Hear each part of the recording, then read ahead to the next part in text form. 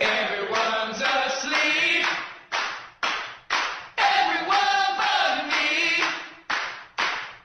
And I can't help feel like I'm doing this all by myself.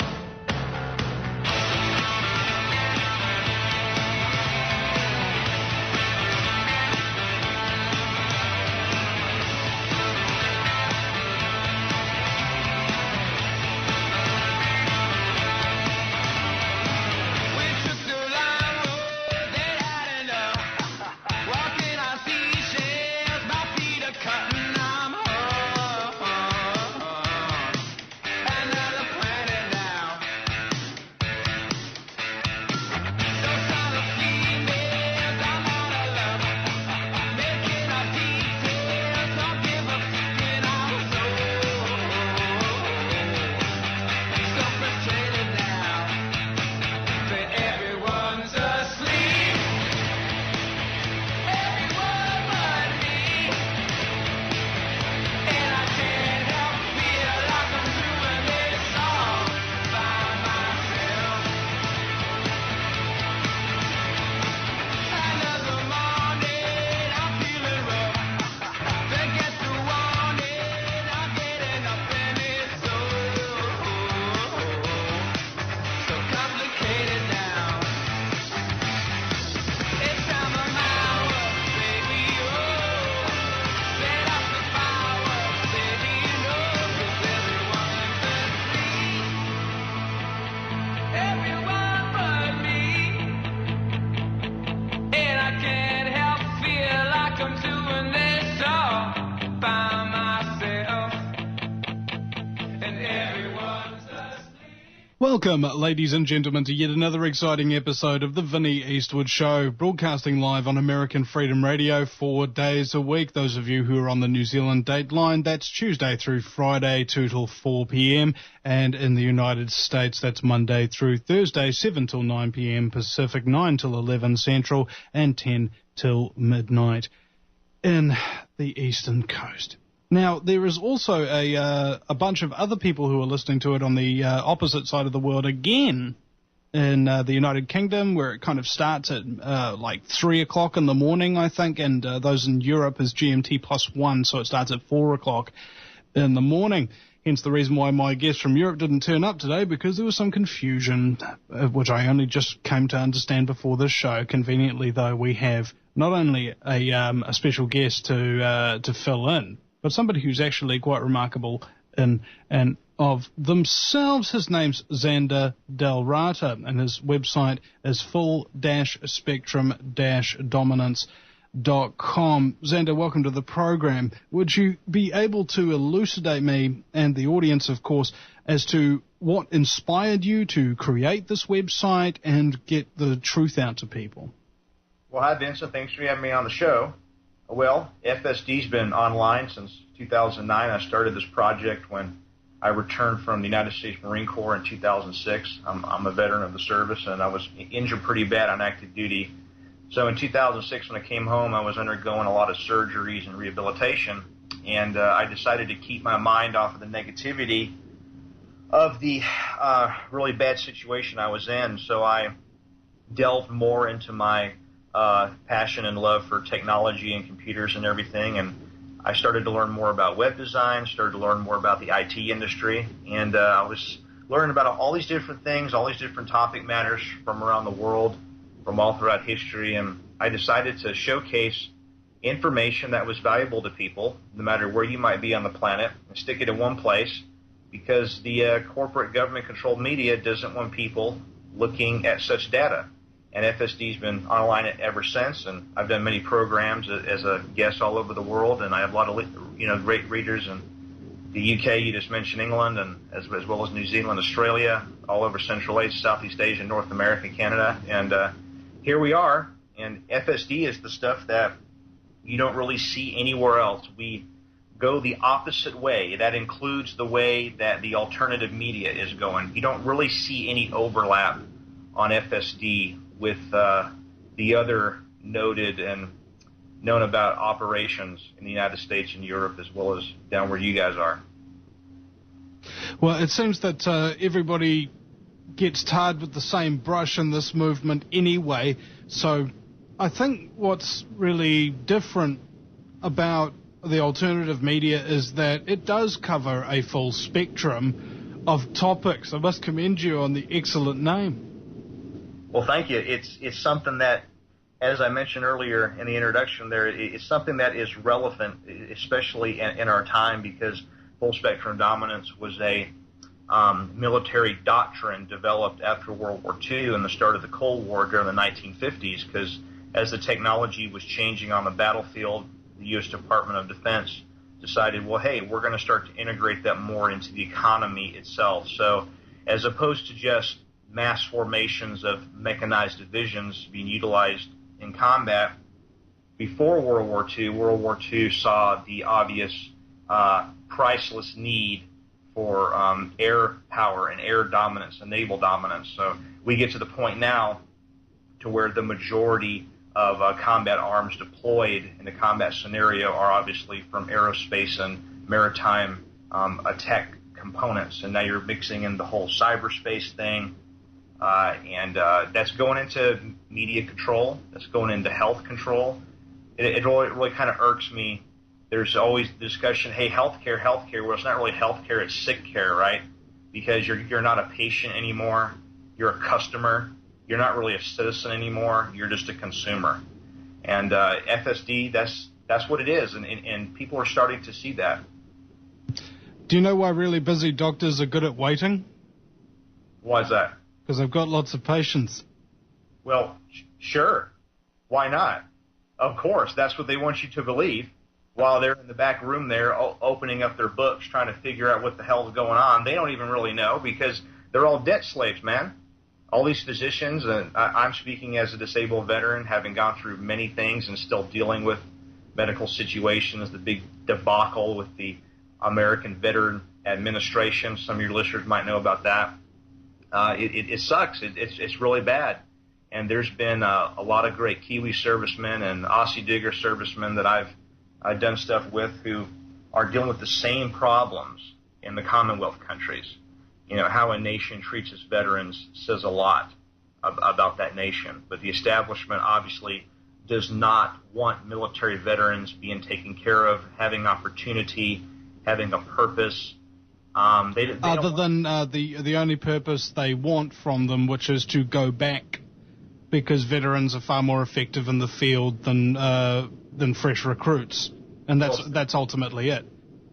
Right when they come home, though, society just casts them away, and the establishment wants that because people in hard times, when there is chaos, and chaos is coming on a global scale to every place in the world, it is unavoidable. World War III is a definite agenda for the cabal, and it's going to happen eventually. And people, they're gonna want to turn to those who know how to survive, who have certain skill sets that are going to greatly increase the chances of making it past the end stage of the master plan.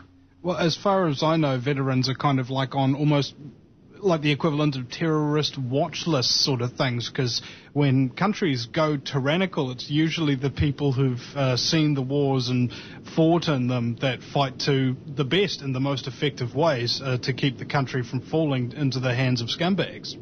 Right, that's true. I like your term on your website about scumbaggery, and there's definitely more of that going around than ever before in the history of the world, and that has to do with telecommunications.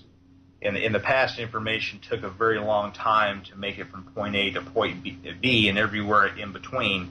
So you could be patient, right? You could be patient and kind of decipher the information and make a more clear-cut decision. But in human nature has shown that there isn't really any logic to perceived logic, if that kind of makes sense. But yeah, here in the States, if you're a vet, I mean, a lot of Americans own weapons. We're the country that has the most weapons, and people in New Zealand own weapons still. People in Australia own weapons still. You know, Switzerland and Serbia, people still own weapons. And once you see the war in the United States kick off, there's going to be an internal conflict.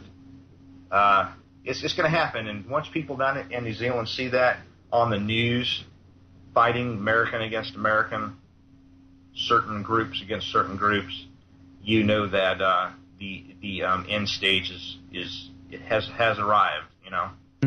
And in some cases, it doesn't really matter how many weapons your country has. What matters is actually people who know how to use them in that kind of situation. True. That is very true. And a lot of people are buying weapons, but you are correct. They don't really have the upbringing, as you know, my upbringing, my family being from the South and everything. Everyone's got them, and you're around that sense of baby. So you have responsibility. You have tactical understanding of such weapon system technologies, and obviously, me being a veteran, I've been around many types of fun and highly destructive materials that the movies try to glorify, but they don't do a very realistic job of doing so. And people are in for a very, very rude awakening. But the ultimate weapon to be wielded against tyranny is knowledge. And the biggest injustice happening in the world is the monopoly on information. So having opportunities, I just want to say thank you again, being on excellent programs such as yourself, with yourself, this is a chance for knowledge to get out there, for people to look at that knowledge and try to apply it in a way that works for them. I was having an argument with a guy at a party the other night, and he was like trying to get me to justify my existence, you know. And I was like, okay, well, there's people who were going to commit suicide and then didn't because they listened to my show. And he goes, no, that doesn't matter. And I go, well, I'm serving humanity. And he goes, no, that doesn't matter. And I go, humanity doesn't matter to you? Okay, this conversation's over, son.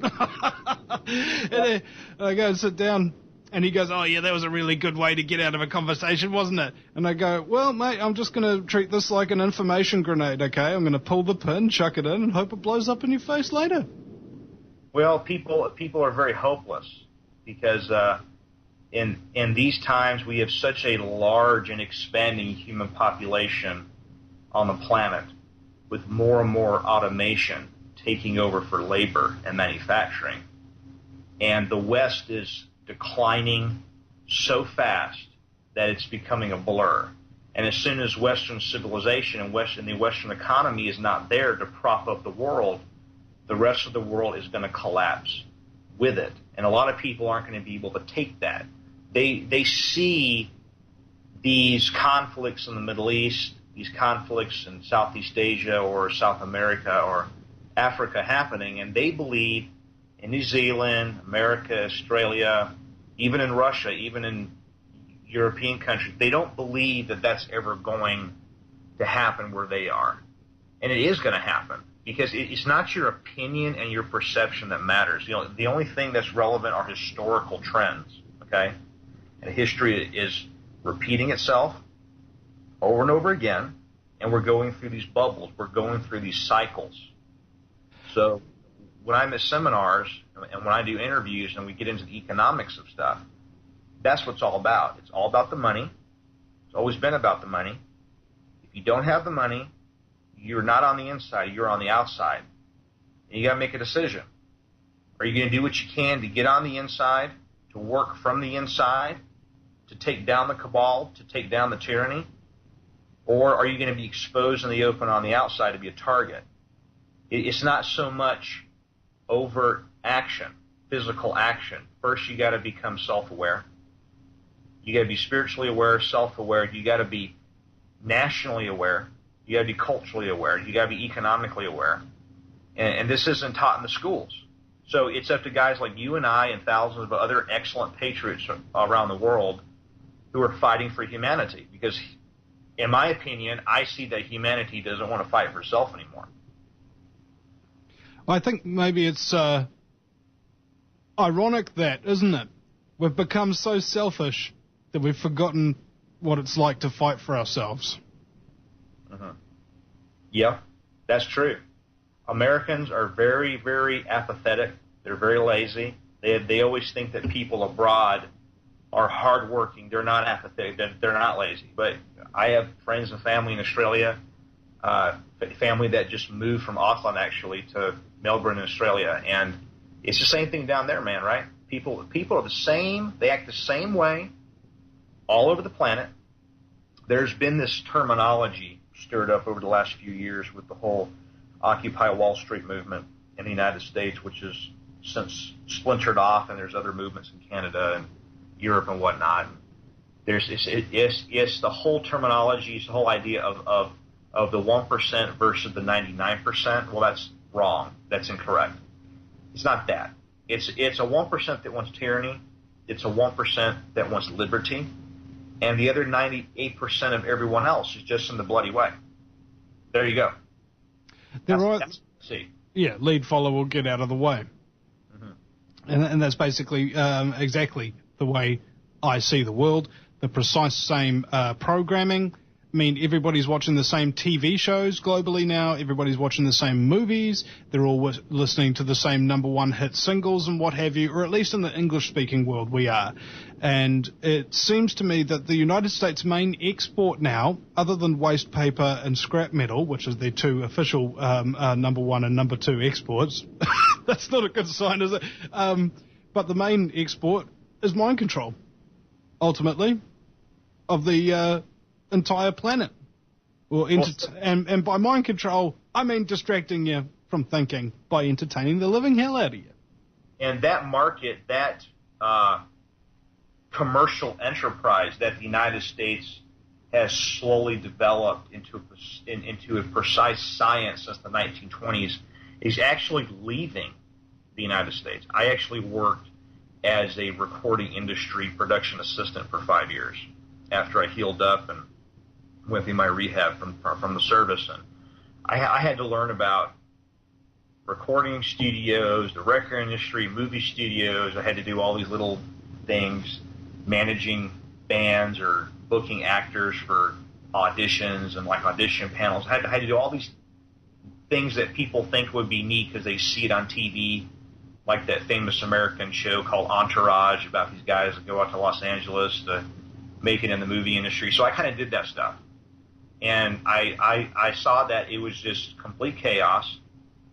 And because of taxes, always about taxes, right? A lot of these operations in Los Angeles are moving. A lot of the studios, actually, they're losing money.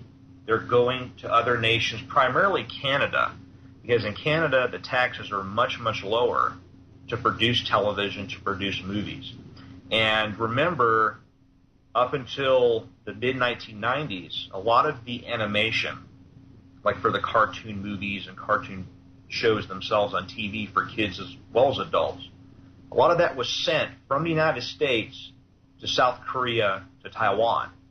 So there's only a couple of companies in America that actually employs people, Americans or even Canadians, to draw animations, to do 3D animation stuff like with the Pixar Corporation for 3D movies for kids.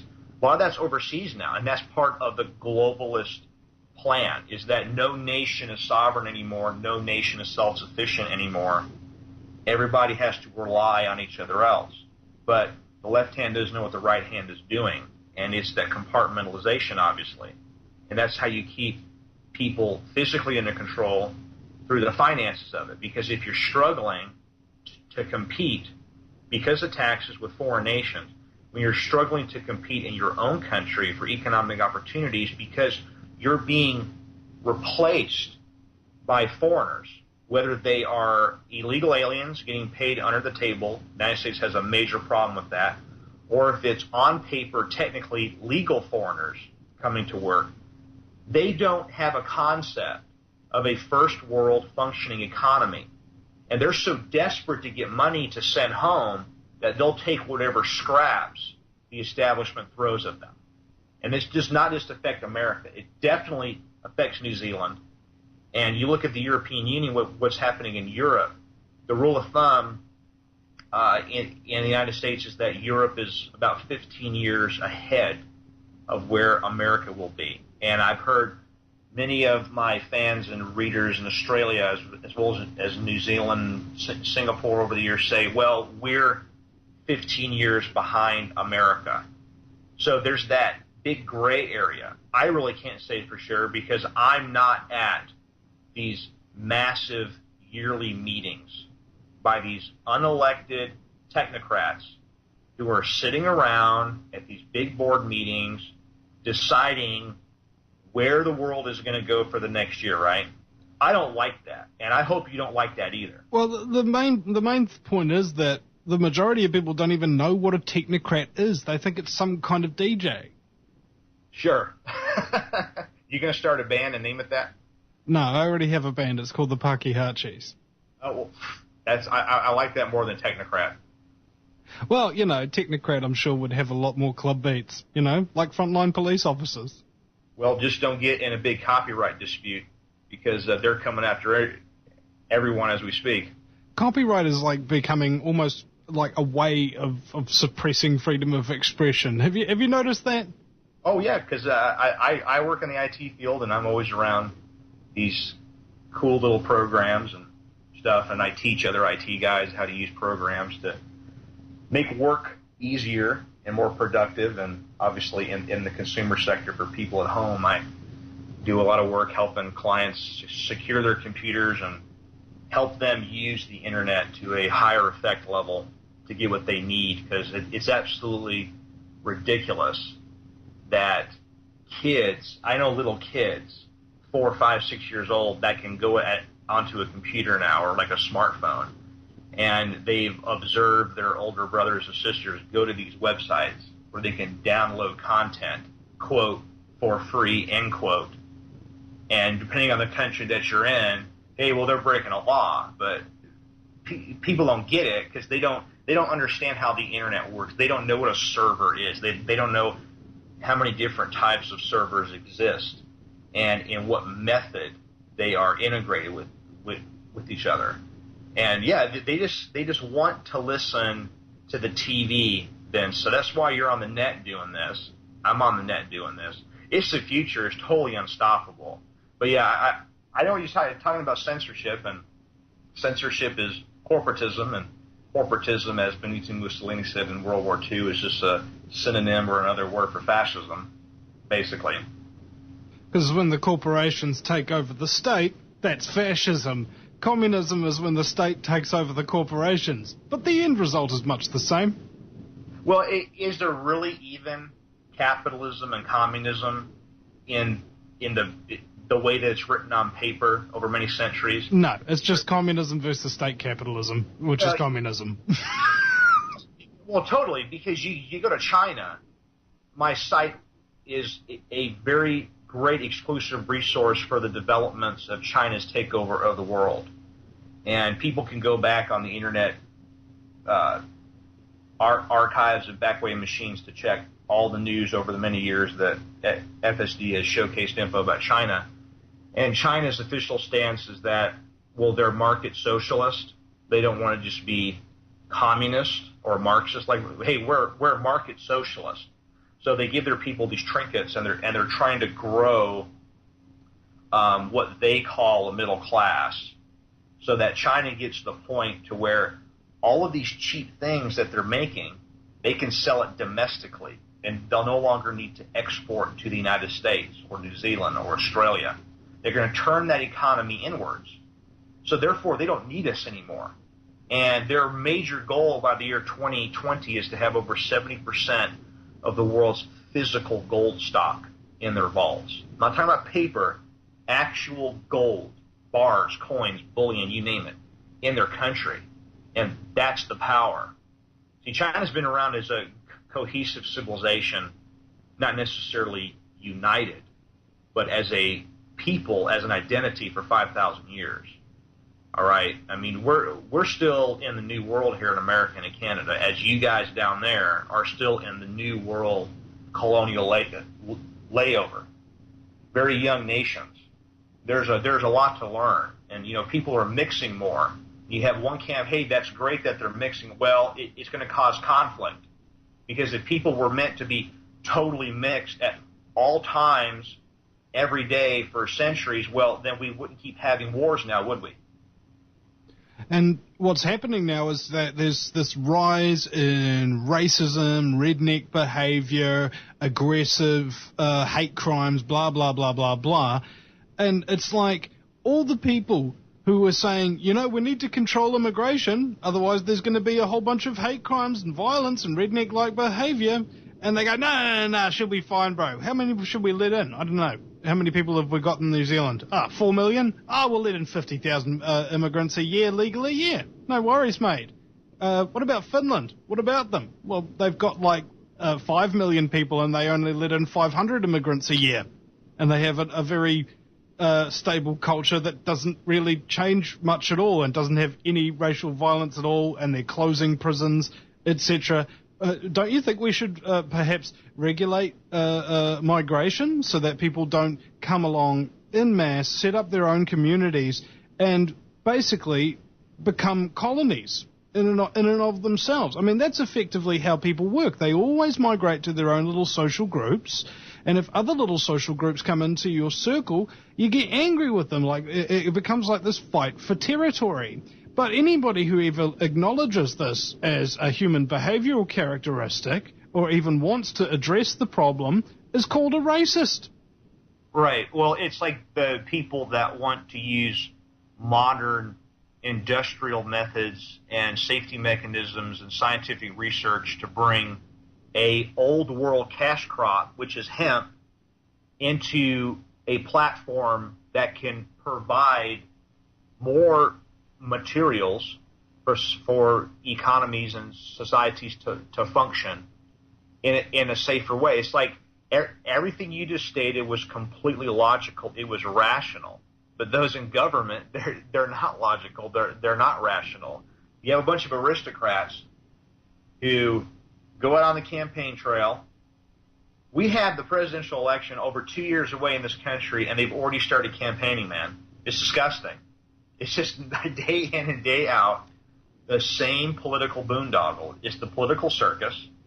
And everybody is continuing to go to the polls, and they vote for the same major political parties. Then they sit around, they go to the gym, they go to the bar, they go to the pub, whatever, the sports games, and they just complain about the status of the country, the direction of the country. Well, it's their fault. So when you're talking about letting all the foreigners into the West, it's suicide. Now, China is not letting people into China, and there's many reasons for that. Principally the reason is they're racist Chinese people. Yeah, that's right. Yeah. Well, Chinese don't want. It's like in Japan. Okay, the Japanese do not want foreigners living in Japan. They want to be Japanese. And Westerners, us being descendants of Europa, okay, because of the Renaissance, because of the classical age that we got out of the Middle Ages with, okay, there was all these ideas, oh man, we're rediscovering the lost knowledge of Greece, the lost knowledge of Rome, which was never actually lost because it was still being maintained in the Eastern Roman Empire, which was called the Byzantine Empire for 1,000 years after the fall of Rome. But then you're getting into inter-religious rivalry between Rome, the Roman Catholic Church, and Constantinople, the Eastern Orthodox Church. Like you said, man, people are going to go into their own groups, but they're blind, deaf, and dumb. They don't get it. They're not focusing on something that can unite everyone towards a common goal and a common purpose, just like in the 1960s when President Kennedy really pumped money into the American space program. And that was something that people, I mean, you could have been in a bazaar market in Cairo in Egypt in the 60s. You could have been on the farm somewhere outside of Wellington in the 60s, and you could hear on the radio all these news updates about the Mercury, the Gemini, the Apollo astronauts doing these great things. And people found that really inspiring. I try to bring people together through the means of technology and science.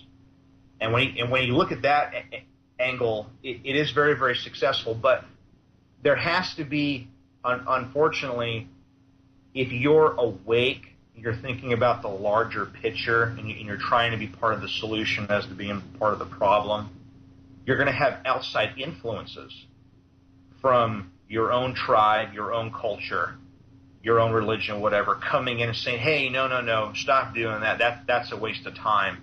There's absolutely zero reason, Vincent, why we cannot maintain the morals and ethics and teachings of our ancestors as a foundational platform to keep our house strong as we are continuing to explore and decipher the mysteries of the universe.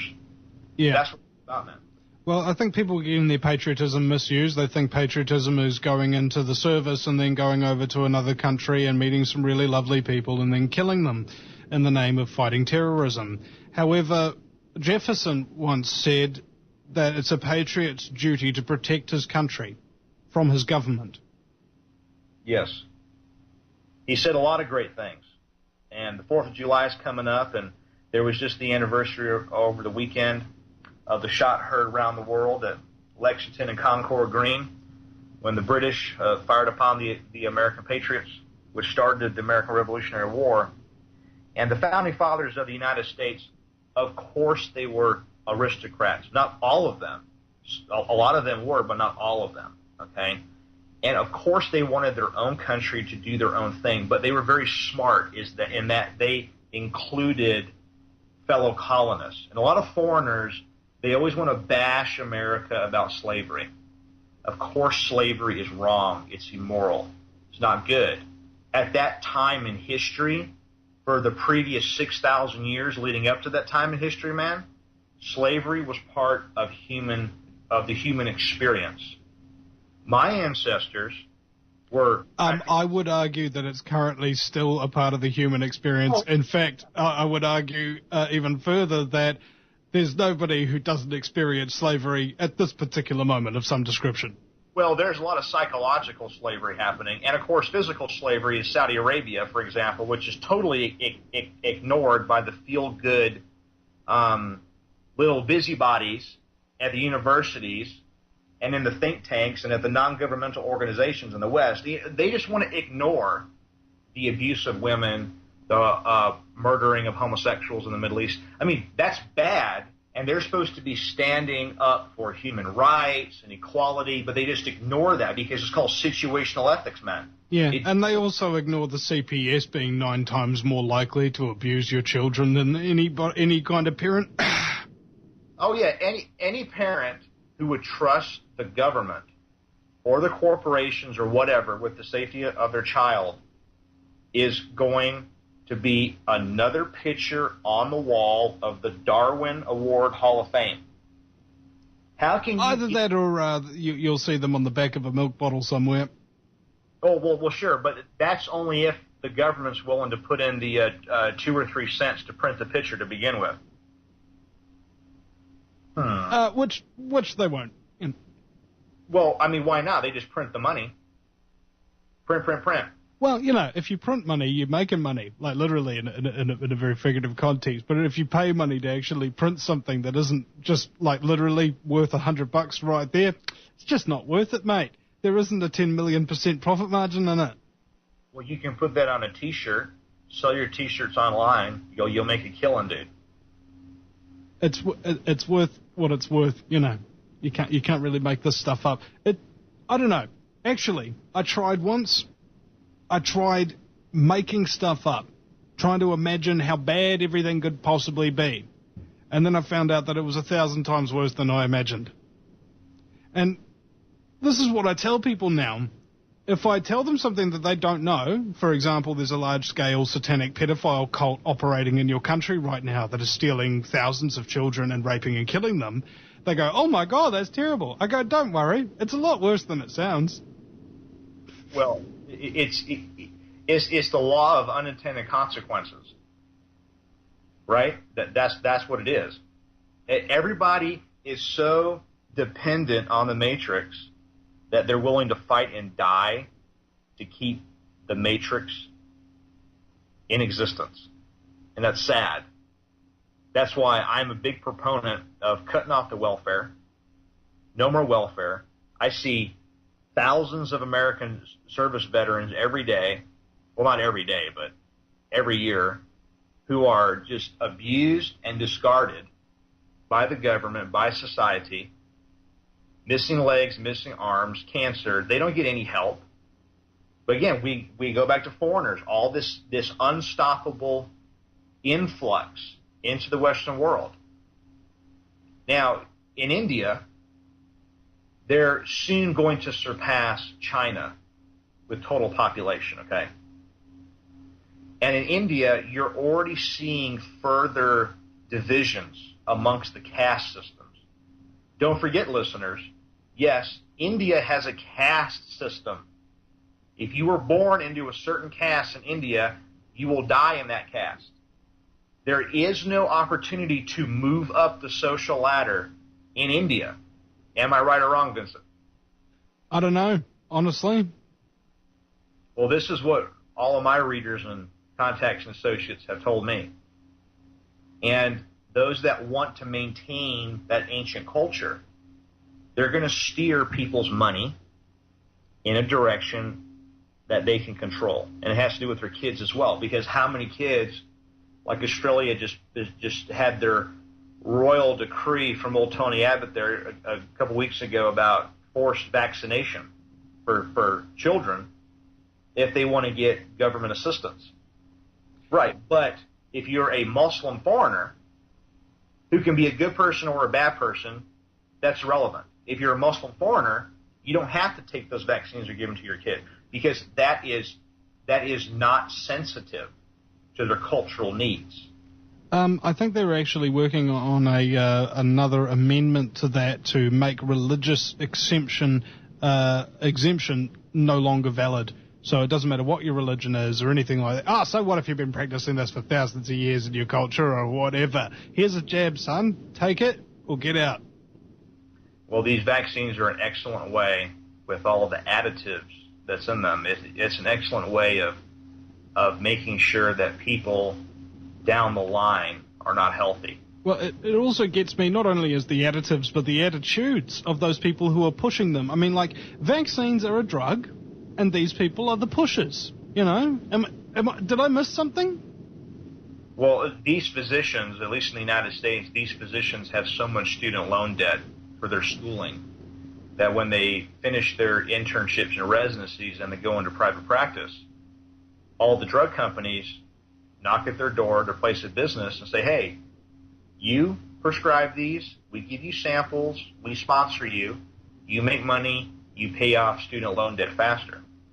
But, I mean, they have this multi-million-dollar mortgage anyways, because they believe, hey, I'm a doctor now, so I'm Mickey's Filet, I'm a big cheese because I'm a doctor. Well, no, you're still poor, and if you want to treat the patient properly, you're going to be run out of town.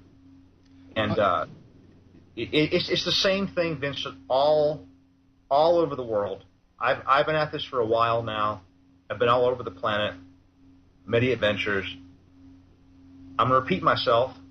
People act the same way, no matter where you go in the world. And I think that's why psychopaths manipulate everybody successfully in exactly the same way.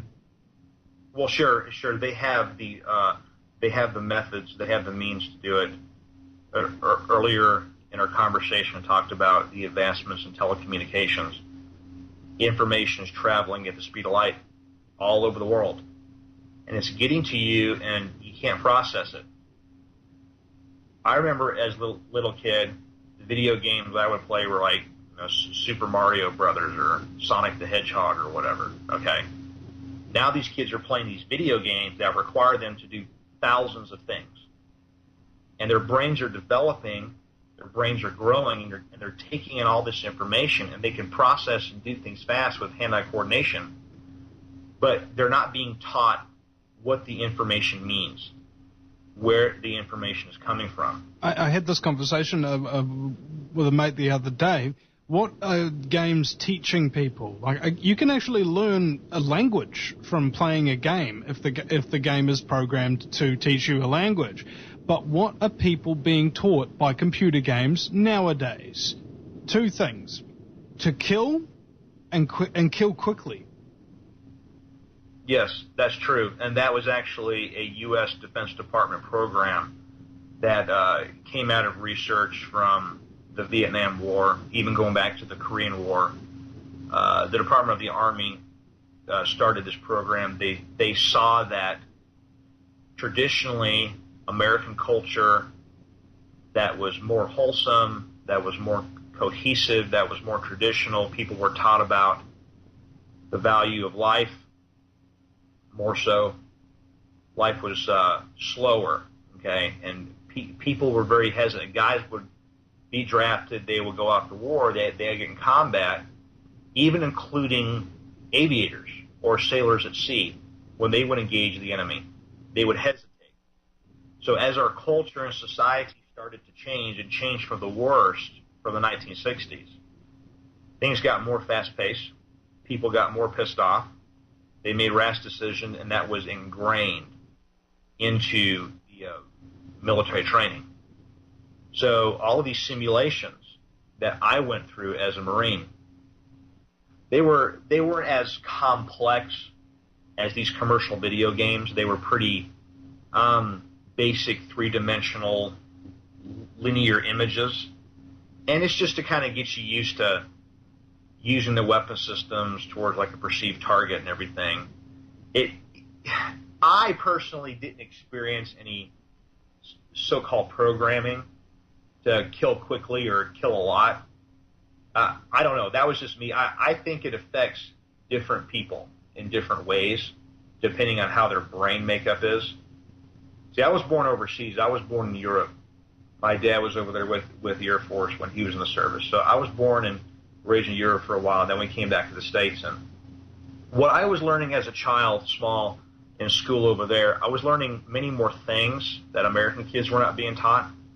So I guess because of my upbringing, my brain developed in a non-sadistic manner. But you can just imagine these kids that have one parent or who are just dumped in the public schools to be taken care of. They don't have any guidance, and they can be used and manipulated. It's the same thing with cops. Cops up here in the States, a lot of them are on steroids. A lot of them are murdering people left and right. They get away with it because the public doesn't pay attention. There's no outrage. There's no uprising on a large scale because people simply do not pay attention. And that's why I think our job, it is a job that we volunteer for out of our free time for the greater cause. I think our job is a very difficult one. No, bro, you're clearly doing it for the money, you know. Look at all this wealth and riches you have off of... Yeah, I got to go look at my new boat that I'm going to use in the desert here next week, right? Yeah, is that the one with the helicopter landing pad on the back of it, bro? I.e. called the Desert Floor? Yeah, well, I wish. I'm not some Arab oil sheik. Like, there's this prince, prince from the United Arab Emirates. He has a yacht so large that the tonnage is actually closer to a frigate, a military naval frigate. And he actually purchased a S-70, which is the Sikorsky 70 model, the base version of the UH-60 Black Hawk helicopters, which are employed by the United States Army, and in the Navy they're called the S-70 or the MH-60, and the U.S. Air Force the MH-60. So he bought his own non-militarized version of that. He has that much money. Of course, his daddy over there, the king, is really good friends with Congress and the Senate, and they just get whatever they want. I find that I've been through so much, man. I've seen so much horrible things. So many horrible things that it's good to laugh. I can't be mad anymore because it just destroys you physically with your health, and you really have to laugh at it. Very, very, very, very much so. Because didn't the Saudi king just die recently? And his brother, who's very old as well, just got thrown in there to take over the throne. I like the double entendre there. Yeah. I'm glad that you saw that. You're very quick-witted, huh? How long is it going to be before he croaks?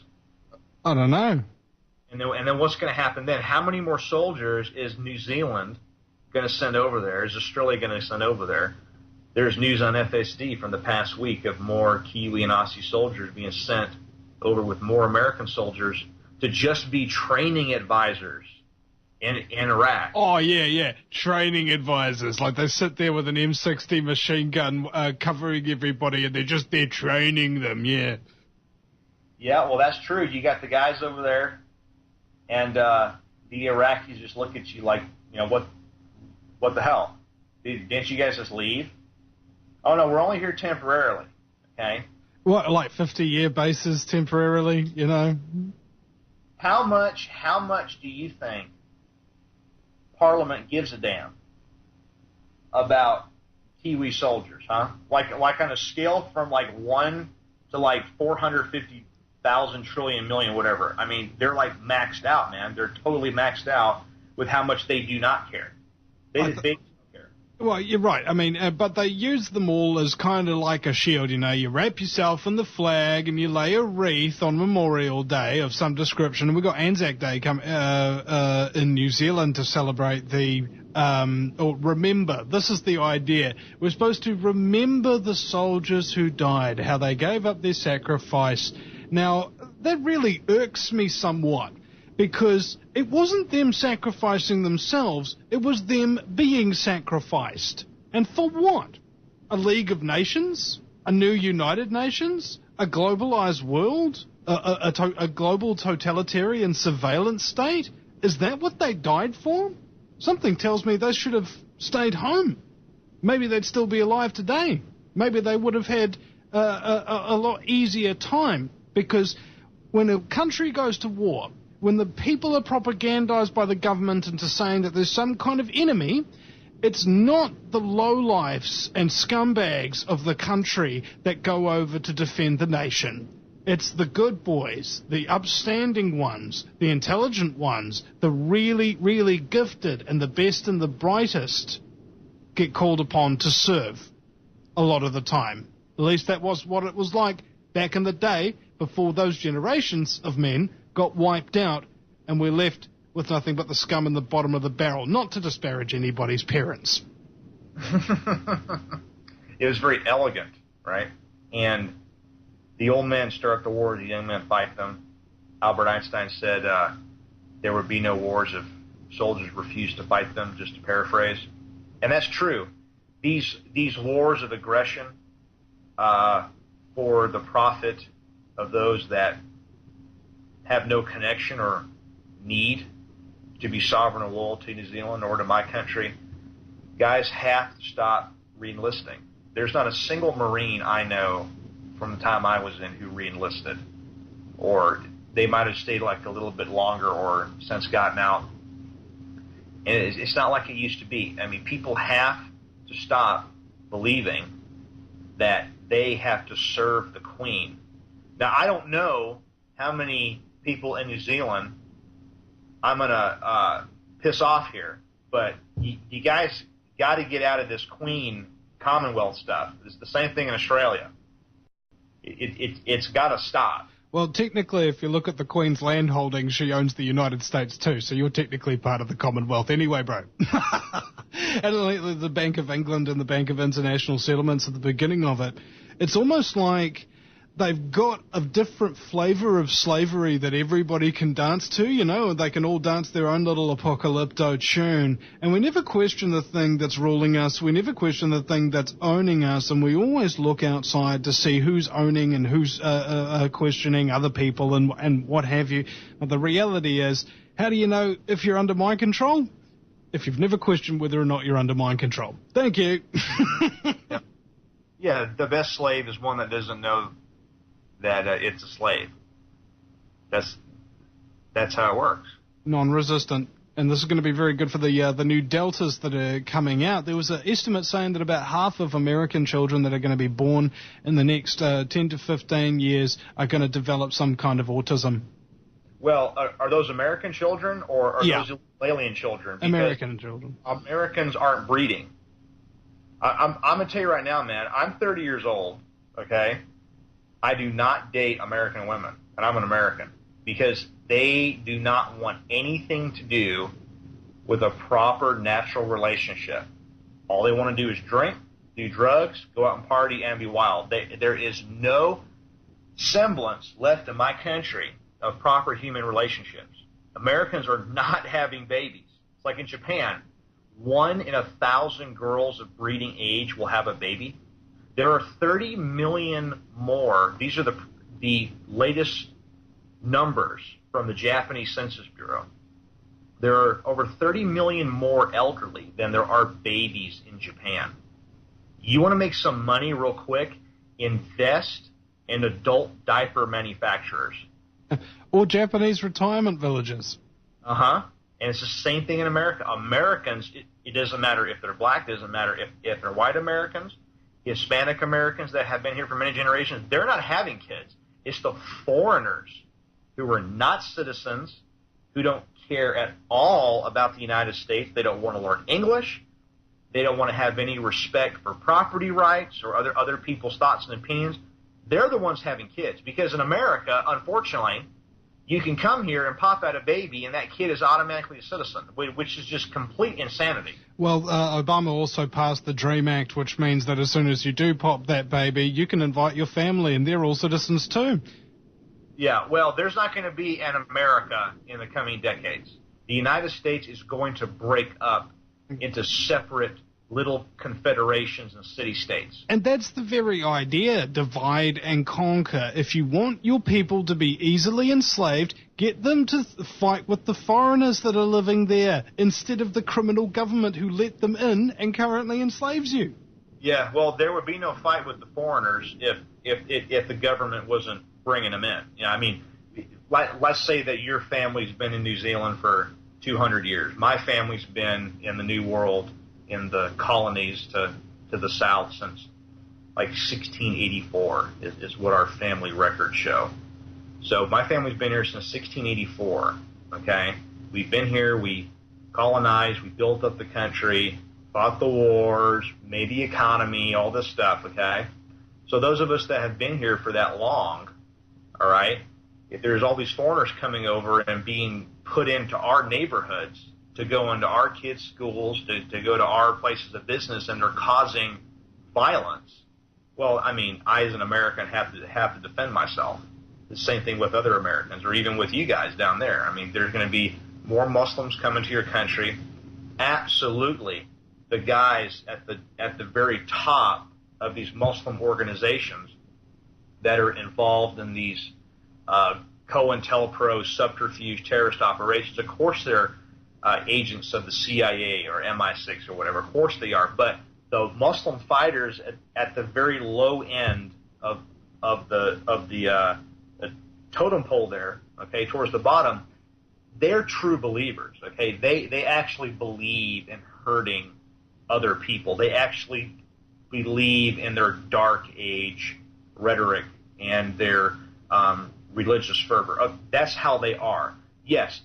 You got to look to the source. The source of the problem is constant central banking manipulation of all peoples, of all nations around the world, because they want to take apart how we are. They want to depopulate us as much as possible, and the survivors will then be reorganized into this internationalist system where everyone has a microchip, where human beings are grown in laboratories and they're no longer born of mothers. This is not conspiracy theory. This is not science fiction. This is what is talked about at the UN. This is what's talked about at the universities and at these corporate meetings. This is what's talked about. You know that, Vince. And people have to wake up. They have to stop being in total freaking denial about everything. There ain't no more tap dancing around it, man. You got to get people. You know what you should do? You should change the name of the website to totalfrickinDenial.com. Oh, yeah. Well, hey, we can have a sister site just in case, because FullSpectrumDominance.com for those who want to awake, and Total Friggin' Denial for those who want to stay asleep. Perfect. You'll corner the market. Well, the Federal Trade Commission here in the United States, another criminal federal agency, is pulling this net neutrality stuff on people, okay? And that's just backdoor internet control, backdoor internet centralization, which is an oxymoron of terminology, because there are now internet and internet. Yeah, well, they call it an oxymoron because the people who promote it tend to be morons, and they're sucking up my oxygen. My very special guest, nonetheless, is Xander Del Riata. I think that's about it. He's a relative of Ray Liotta. And we'll be right back after the break, ladies and gentlemen, at the Vinnie Eastwood Show.com. It's the lighter side of genocide, and the only thing worse than Vinnie's jokes is the truth. Stand and be counted, wounded, stationed in the belly of the vulture. Watch your back, there's no civilians, women, children, frontline, listen. Consider this a distant, early warning. The fire's imminent, pollution gathering